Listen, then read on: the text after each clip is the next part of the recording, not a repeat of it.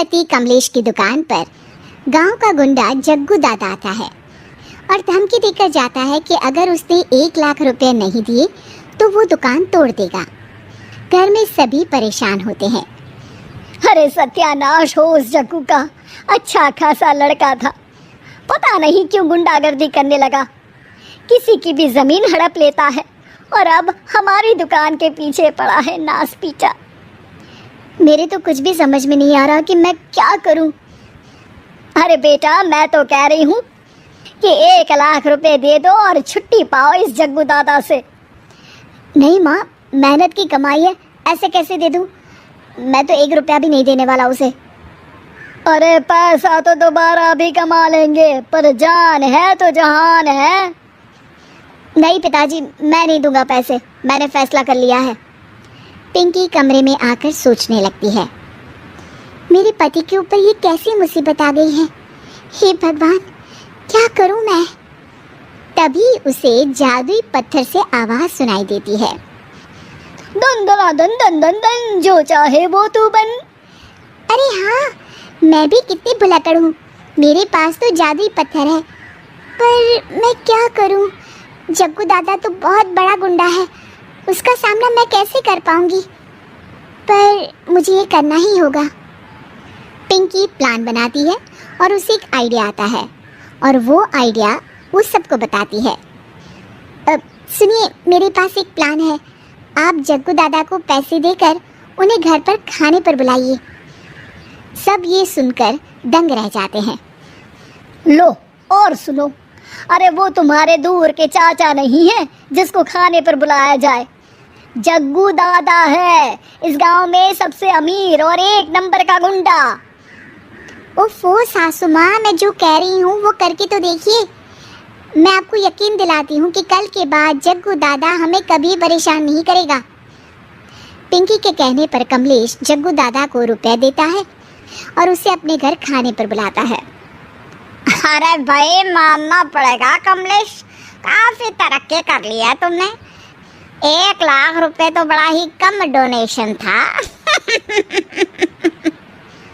जग्गू दादा सोफे पर बैठता है और सबसे मिलने लगता है।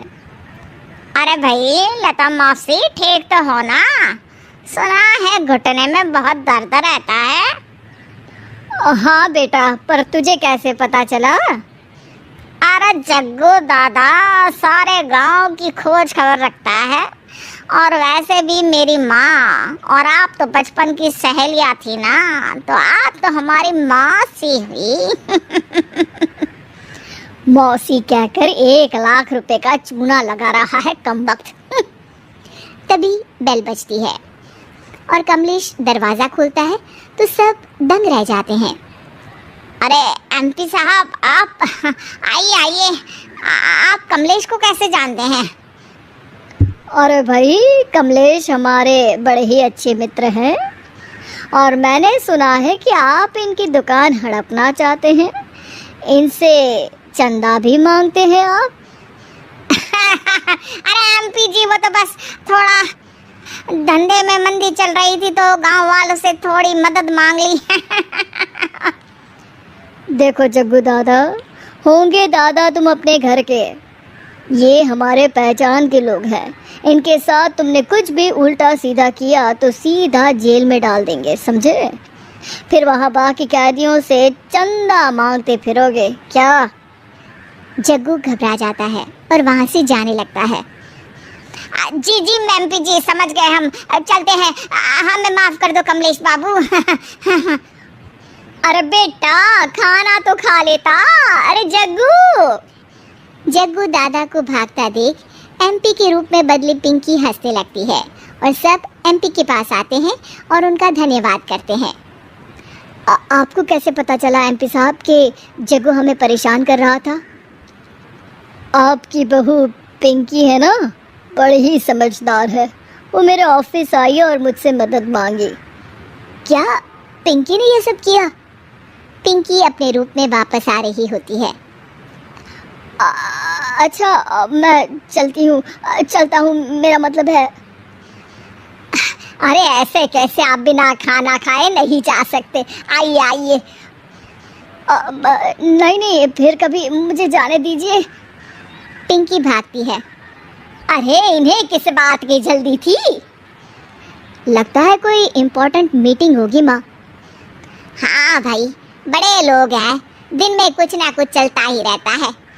लेकिन भगवान का शुक्र है कि आज बहू की वजह से सब सही हो गया। पर बहू है कहाँ?